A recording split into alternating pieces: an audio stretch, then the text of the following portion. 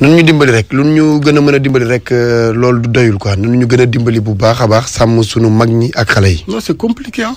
c'est-à-dire mën naa sax man ñu ne ñii toog nañu ñoo ngay régler ñee tout ça mais je te jure boo génnee ci dëkk bi wala nga def benn ñaar diwaan da nga naan waa mais réew mi Sénégal lu fi xew. nit ñi kenn toogul de kenn toogul. bu dee da nga bëgg dégg dëgg rek. mooy El Hadj kenn toogul.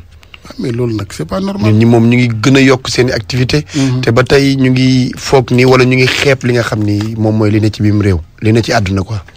vraiment yàlla rek moo ñu mën a sàmm comme ni ñu koy waxee.